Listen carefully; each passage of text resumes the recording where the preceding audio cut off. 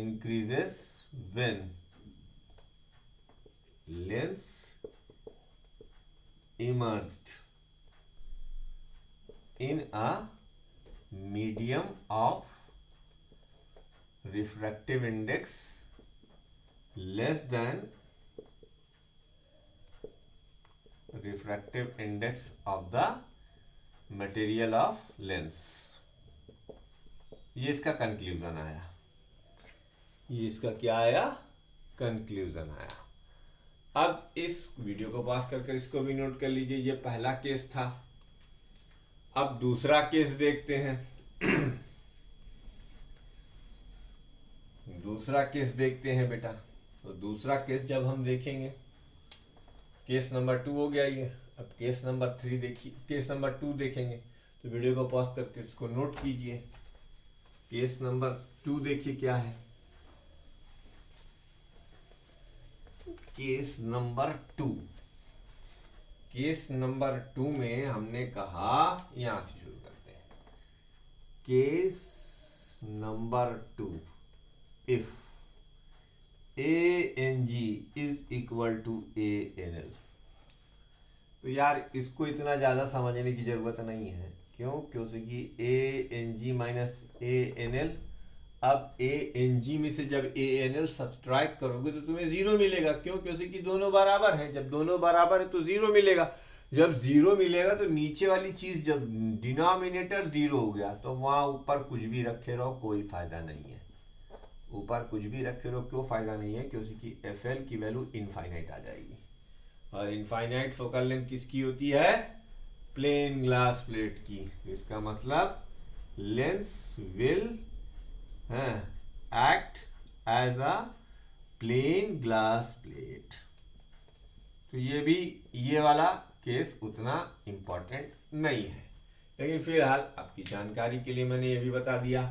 अब case number 3 देखो बेटा। केस नंबर 3 के लिए हमें ये पूरा व्हाइट बोर्ड चाहिए, तो इसलिए आप वीडियो को पॉज कर इसको नोट कर लीजिए। अब हम व्हाइट बोर्ड को पूरा इरेज करेंगे और ये फार्मूला यहाँ उठा के रखेंगे, फिर केस 3 डिस्कस करेंगे, क्योंकि यही इंपॉर्टेंट सबसे ज्यादा है। इससे ही क्वेश्चन बनते हैं और यही लोग धोखा खाते हैं।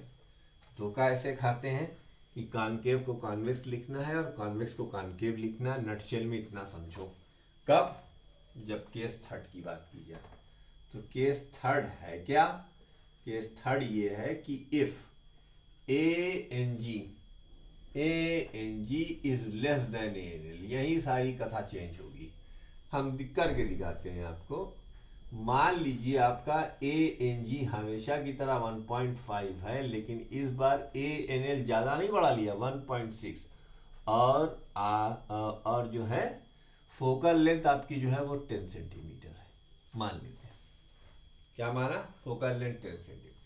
तो आप फार्मूला लिखेंगे F लिक्विड का ANG minus 1 divided by ANG minus ANL into ANL into FA। यही तो फार्मूला लिखते हो। आओ इधर से करके समझ ले तो अपने आप समझ में आ जाएगा। अब यहां पर क्या आएगा? ANG माइनस नेगेटिव, ये negative into ANL into FA। ये आया बेटा, देखते जाओ। अब इसी फार्मूले में रखो F लिक्विड की वैल्यू 1.5 माइनस 1 अपॉन 1.5 माइनस 1.6, ये हुआ 1.6 और FA की वैल्यू 10 सेंटीमीटर। तो बेटा ऊपर आया 0.5 मल्टीप्लाइड बाई 1.6 डिवाइडेड बाई 0.1, लेकिन माइनस साइन के साथ, क्योंकि 1.6 बड़ा है और 1.5 छोटा है।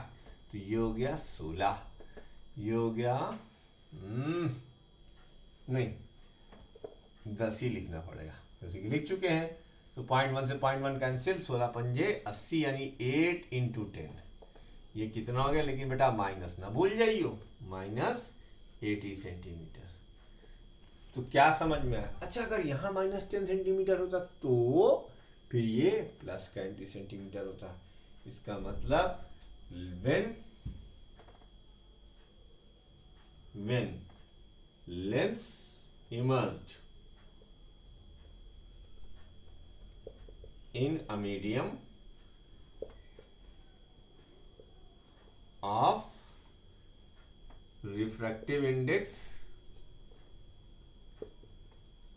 greater than the refractive index of medium of lens, the nature of the lens will change,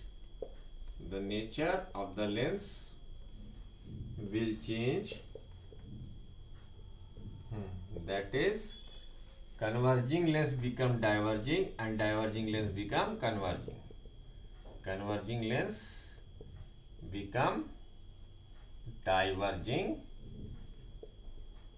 and diverging lens become converging and diverging lens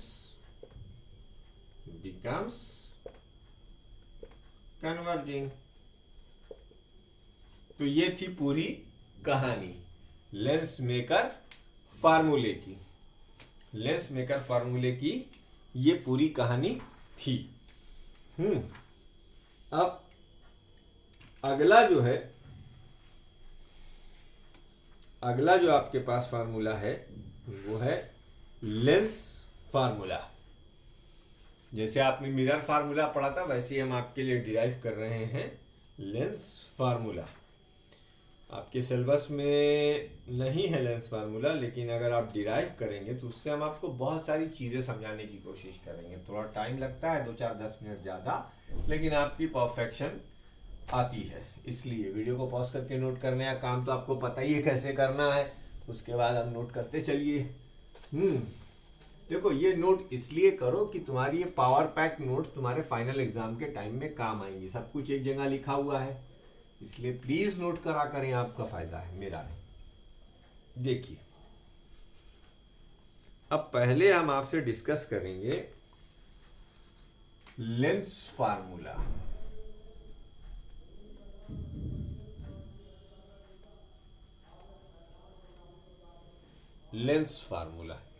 इसी में हम तुम्हें एक चीज और सिखाएंगे, formation of the image by a lens.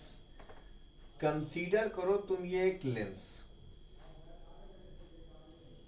ये देखो हमने थिन लेंस कंसीडर किया ताकि हम एक ये रिफ्रैक्शन लें, सिर्फ इसलिए हमने एक थिन लेंस कंसीडर किया है। देखिए मान लीजिए इसका ये एक फोकस है और इसका एक ये फोकस है, इसको f' मान लीजिए। ये इसका ऑप्टिकल सेंटर है, ठीक। हमने एक दूर कहीं एक एक्सटेंडेड ऑब्जेक्ट रखा हुआ है, यह हमारा एक्सटेंडेड ऑब्जेक्ट है जो लेंस के प्रिंसिपल फोकस पर लाई कर रहा है। इसको अब इससे जो इमेज बनाने का नियम है वो ये कि आप एक ray parallel to principal axis लेके जाएं। कुछ लोग मुझसे कह रहे थे लेंस मिरर सिलेबस में नहीं है, तो नहीं है तो वो इसलिए पढ़ लो कि मैंने उसमें इमेज फॉर्मेशन डिस्कस किया हुआ है, ताकि तुम्हें इमेज फॉर्मेशन का आइडिया हो जाए। अब ये जो पैरेलल टू प्रिंसिपल एक्सिस है, इसका रूल ये होता है कि ये रिफ्रैक्शन के बाद फोकस से जाएगी, जाने दो।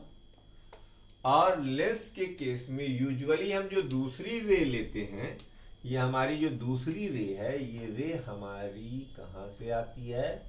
ऑप्टिकल सेंटर से। ये ऑप्टिकल सेंटर से रे आ रही है। कहां से आ रही है?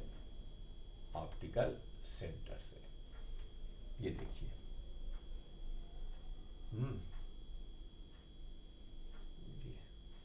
आपकी बुक के हिसाब से अगर चलूंगा तो उसने डायरेक्ट लीनियर मैग्निफिकेशन की बात की है, लेकिन अगर हम ये फार्मूला भी रिकॉल करवा दें तो क्या फर्क पड़ता है भाई? इसको आपने ए पॉइंट कहा, इसको आपने बी पॉइंट कहा, इसको आप ए डैश कह दीजिए, इसको आप बी डैश कह दीजिए, यहां से एक परपेंडिकुलर ड्रॉप आउट कर दीजिए और इसको डी कह दीजिए। अब बड़ा सिंपल सा काम है। देखो ये रे अगर सीधी खींची जाती तो ये अनडेविएटेड जा रही है, इसलिए ये दोनों एंगल बराबर होंगे, ये एंगल इसके बराबर होगा, तो अल्टीमेटली तुम्हारा ये जो एंगल है वो इस एंगल के बराबर हो जाए। तो अब एक ट्राइंगल देखो, ट्राइंगल एबीसी और एक ट्राइंगल है ए डैश बी डैश सी, इसके अंदर ये एंगल इसके बराबर, ये साइड अरे ये एंगल इसके बराबर और ये एंगल इसके बराबर, यानी triple A similarity proof A dash B dash C और A B C similar triangle है। तो इन सिमिलर डेल्टास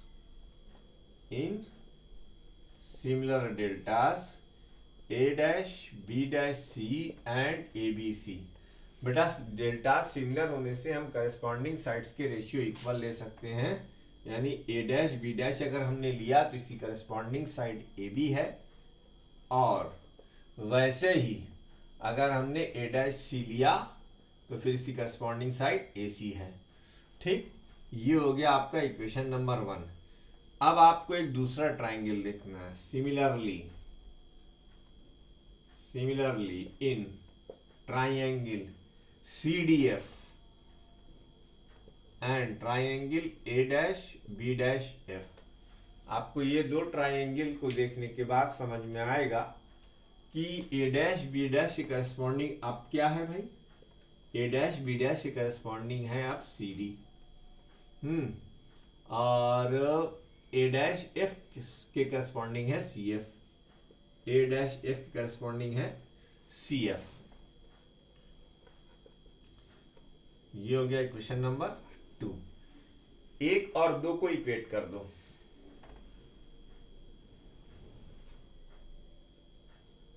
इक्वेटिंग 1 एंड 2।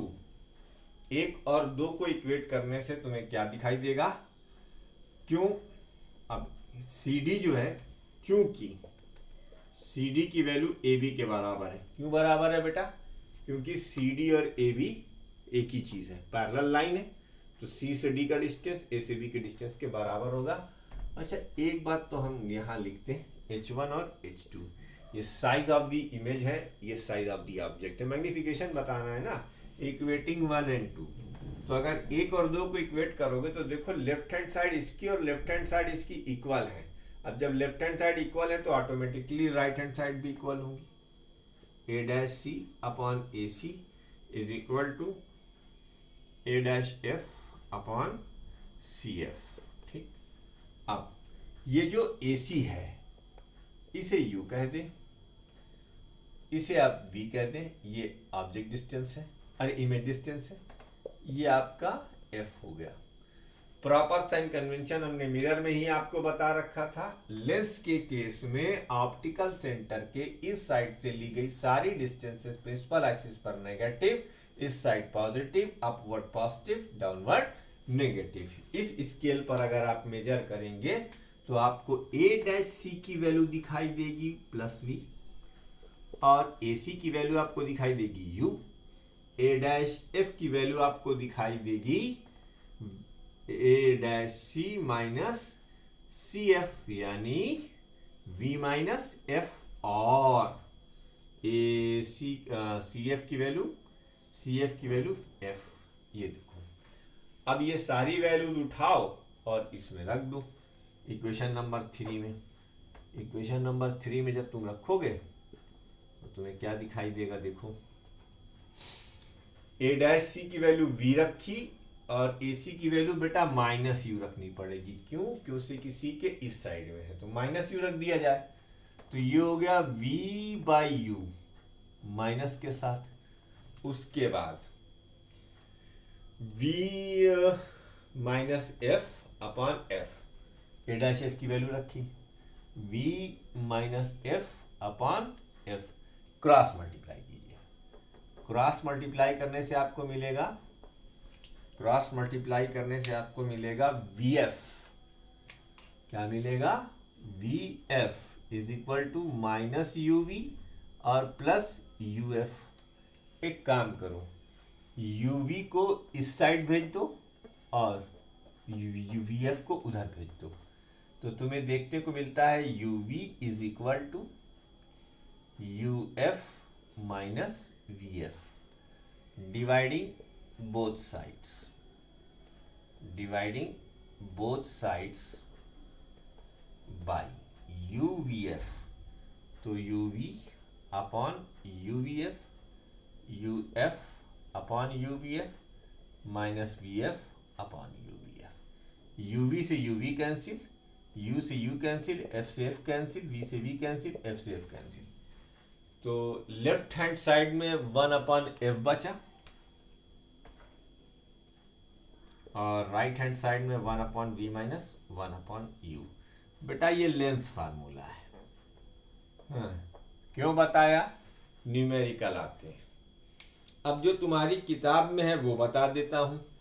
पहला तो तुम यहीं से देख सकते हो, मैग्निफिकेशन जो होता है वो size of the image upon size of the object होता है। मैग्निफिकेशन क्या होता है ये मैं मिरर में बता चुका हूं। कुछ लोग कह रहे थे मिरर सिलेबस में नहीं, अरे भैया नहीं है तो पढ़ लो ना, कौन सा घाटा है, 20 मिनट का वीडियो देख लो। तो मैग्निफिकेशन क्या होता है? Size of the image upon size of the object. मैंने पिछली बार भी आपसे कहा था, यही फार्मूला याद रखिएगा, size of image upon size of object. तो जैसा कि आप इसमें देख रहे हैं, इसको m से रिप्रेजेंट करते हैं, स्मॉल m से। तो अगर फार्मूले में आप देखेंगे इसमें, तो साइज ऑफ द इमेज क्या है? H2, लेकिन बेटा साइन कन्वेंशन के हिसाब से वो क्या है? माइनस H2, और H1 की वैल्यू क्या है? प्लस। तो ये H1 हो गया। ठीक, क्या हो गया? H1।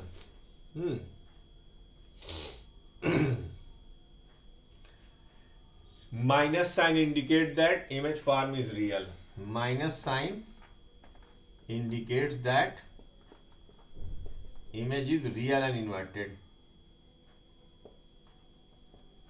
Image is real and inverted। चलो जल्दी से इसको नोट करो ताकि इसके आगे मैग्निफिकेशन के और फार्मूले बताऊं। इसे नोट कर डालो बेटा।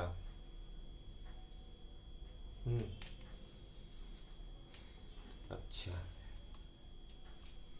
वीडियो को पॉज करके इसको नोट कीजिए। जैसे आप वीडियो को पॉज करके इसको नोट कर लीजिए, हम आगे बता देते हैं आपको। अब अगर इसके आगे की बात की जाएगी तो इसके आगे, अरे यार मैंने वो फिगर ही मिटा दिया। बहरहाल अब तो आपके पास तो वो फिगर है, मुझे अगर याद रहा तो मैं आपको बता दूंगा। आपने देखा था इक्वेशन नंबर 1 हमने लिख रखा था a dash b dash upon ab is equal to a dash c upon ac। तो a डैश c क्या था? अच्छा, ये a dash b dash upon ab क्या है बेटा? Size of the image upon size of the object, यानी minus H2 upon H1। और a डैश c की वैल्यू आपने क्या लिखी? Minus v upon u। Minus यहाँ नहीं, माइनस यहाँ होगा। तो लीनियर मैग्निफिकेशन का फार्मूला, लीनियर मैग्निफिकेशन m जो होता है इस केस में v, अरे ये क्या होता है? v by u। ये फार्मूला है बेटा, ये इसका जनरल फार्मूला है। अब इसका अदर फार्मूला भी अगर आप निकालना चाहें तो देखो, जैसे आपने लिखा 1 by V minus 1 by U is equal to 1 by F. एक काम करो, v को कॉमन आउट करो। तो जब तुम 1 अपॉन v को कॉमन आउट करोगे तो यहां बचेगा 1 और ये हो जाएगा v by U is equal to 1 by F. It implied that 1 minus v by U is equal to v by F. तो v by U is equal to 1 minus v by F. तो v by U की जगह पर magnification लिख दिया जाए तो m का एक और फार्मूला आपको मिल गया, f minus V upon F. f minus V upon F, एक फार्मूला और मिला। अब वीडियो को पॉज करके आपने नोट कर ही लिया होगा, मैग्निफिकेशन का एक फार्मूला और देख लीजिए। अभी हम इसमें न्यूमेरिकल्स भी आपको बताएंगे ताकि साइन कन्वेंशन में कोई डाउट ना रह जाए। एक काम करो बच्चों, इसी इक्वेशन को मान लो a मान लिया अभी फिलहाल, इसी इक्वेशन में अब तुम 1 अपॉन यू कॉमन ले लो। तो जैसे ही तुम 1/u कॉमन लोगे, अब तुम्हें दिखाई देगा u बाई वी। क्या दिखाई देगा? u by V minus 1 is equal to 1/f। तो u बाई वी माइनस 1, ये हो गया u बाई एफ। अब u by V, u by F minus 1, it implied that u by V is equal to u minus F upon V. पलट दो, पलट देंगे तो v by U is equal to V U है ये U upon U minus F. भैया v by U क्या है? m है। ये क्या है? m है। ए भैया का किए हो, ये तो उधर जा प्लस ना हो, ये प्लस हो जाएगा। तो m की वैल्यू क्या हो जाएगा? u upon you plus F. तो एक फार्मूला ये हुआ, दूसरा फार्मूला ये हुआ, इख्तिदाम कर रहा हूं, और तीसरा फार्मूला ये हुआ। ये मैग्निफिकेशन के 3 जनरल फार्मूले होते हैं लेंस के केस में। अब चाहे वो लेंस कॉनकेव हो, अब वो चाहे लेंस कॉन्वेक्स हो, ठीक है। इसके बाद अब आएगा power of the lens and combined focal length and combination of lens and mirror. ठीक, लास्ट वीडियो, एक वीडियो और बनेगा और आपका ये चैप्टर खत्म हो जाएगा।